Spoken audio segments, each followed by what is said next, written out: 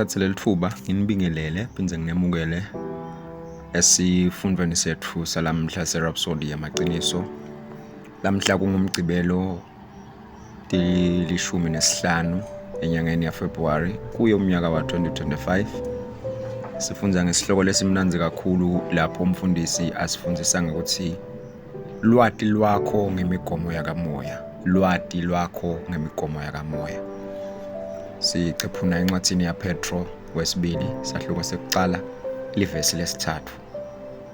Lofundzeka kanje: ngemandla akhe uNkulunkulu usiphe konke lesikudzingako ukuze siphile.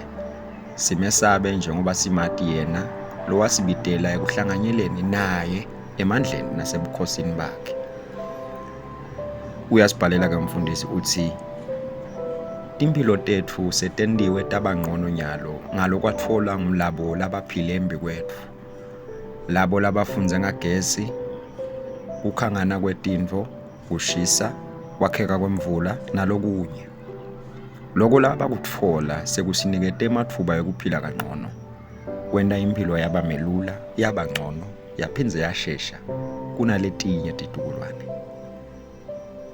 Ngendlela lefanako eveni lakamoya labanye betfu bachubeke njalo ngekuphenya ngelivi laNkulunkulu, kuhlolisisa emaqiniso ngalombuso, futhi siyatfola ukuthi singayiphila njani lemphilo lenhle kuKristu. Amen. Ngaloku lesikutfolako kwakamoya sisita labanye babone ukuthi bangaphumelela njani empilweni futhi bathokozise uNkulunkulu. Ligama leNkosi malibonga. Uyachubeka umfundisi uyasichazela uthi njengoba nemithetho nje yasemhlabeni inenzuzo kithi, imithetho yakamoya inenzuzo lenkulu kakhulu futhi imqoka. Imigomo yempumelelo njengoba ifundziswa emhlabeni ayisilutho nawucathanisa nemigomo yakamoya lesevini laNkulunkulu. Kwenta sibonelo, njengoba emhlabeni labaningi bagijimisa tintfo letiphatsekako, iBhayibheli lisifundzisa kufuna kucala umbuso waNkulunkulu nekulunga kwakhe. Kanjalo-ke konke lokudzingako empilweni tawube sekuyatitela kuwe. Loko ukutfola encwadzini yaMateyu sahluko sesithupha livesi le-33. Loko kuyakwehlulekisa kwentane kucabanga kwemuntfu, kodvwa kuhambisana nemigomo yokukholwa. Kukholwa kungumtsetfo lesiphila ngawo kulombuso. Nawufundza incwadzi yabaseRoma sahluko sekuqala livesi le-17 uthi njengoba umbhalo uthi lolungile uyawuphila ngekukholwa. Incwadzi yabaseRoma wesithathu sahluko se-27 yena uthi pho-ke sitigabatisa ngani kude ngasiphi isizathu? Ngesizathu semsebenti yini? Cha, kodwa ngesizathu sekukholwa.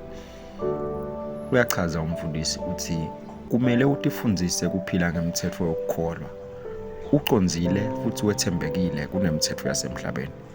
Kwenta sibonelo, awunake umtsetfo wokubuya phansi kwetintfo letijikwe etulo.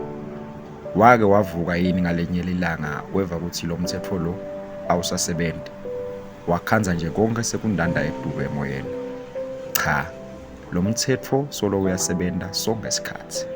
Kodvwa noma kunjalo, timiso nemigomo yakamoya imqoka kakhulu. Ngako-ke yiconze uphindze uyisebentise ngekucophelela. Waphenye emaciniso lajulile ngaNkulunkulu ngekufundza livi kanye nekuhlanganyela namoya longcwele. Yati indlela lekumele wente ngayo tintfo embusweni waNkulunkulu. Ngelwati lwakho lonalo ngaye kanye netimiso takhe takamoya, kanjalo utawuphila ekupheleleni kwetibusiso takhe kanye nelifa lakho kuye. Haleluya. Sitawusho umthandazo ngicela nisho lamagama emva kwami nithi: Babe lothandzekako, ngiyakubonga ngekwembula kimi ngelivi lakho imitsetfo yakamoya yemphumelelo. Ngihamba ngetimiso tembuso, ngekuncoba nekuchubekela phambili kwebukhosi. Impilo yami yeluswe livi lakho, futhi ngiphila ekugcwalisekeni kwetibusiso takho kanye nelifa lami kuKristu.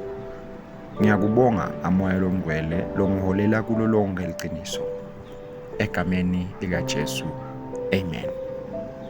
Mawuchubeka nesifundo ke lamhla utawufundza incwadzi yaJoshua sahluko sekuqala ivesi lesiphohlongo, ufunde ngaluhumusho lwe-Amplified Classic, uphinde ufunde incwadi yaMateyu sahluko sesithupha livesi le-33, ufunde nencwadi yaPetro wesibili sahluko sekuqala, ufunde livesi lesibili nelesithathu. Na uqhubeka ke nelifuna ihlelo lokufunda iBhayibheli ngeminyaka munye utawufunda incwadi yaMarko sahluko sekuqala livesi le-21 uyogcina evesini le-45.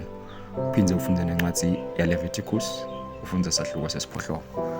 Uhlelo lona lokufunda iBhayibheli ngeminyaka lemibili ufunda incwadi yaMateyu sahluko se-14 qale evesini le-22 uyogcina evesini le-33 bese ufunda nencwadi yaGenesis sahluko se-46. Ligama leNkosi malibonga. Siyabonga, sithemba nibusisekile nisafunda kanye nathi sihloko salamuhla seRhapsody kude kwesikhathi lesifanako ngalokulandzelako. Inkosi nibuzise nibe nelanga lelihle. Amen. Siyakumema ukuthi wende Jesu abe yinkosi yekuphila kwakho, ngekuthi ke uthandaze nawo umthandazo emva kwami. Shano ke uthi Nkosi Nkulunkulu, ngiyakholwa ngenhliziyo yami yonke kuJesu Kristu, indodana yaNkulunkulu ophilayo. Ngiyakholwa ukuthi wangifela futhi uNkulunkulu wamvusa ekufeni. Ngiyakholwa ukuthi uyaphila lamuhla. Ngiyavuma ngemlomo wami ukuthi Jesu Kristu uyinkosi yokuphila kwami kusukela lomuhla. Ngaye nangeligama lakhe nginekuphila lokuphakatha, sengidelwe kabusha. Ngiyabonga Nkosi, ngiyekusinzisa umphefumulo wami. Nyalo sengumfana waNkulunkulu. Haleluya.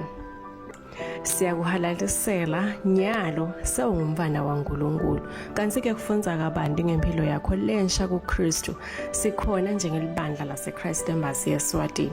Ungasishayela ku-7607 2865 noma ke 76124 noma ke usibhalele eposini lefu lembane lelithi ce@swatini@gmail.com. Siyabonga.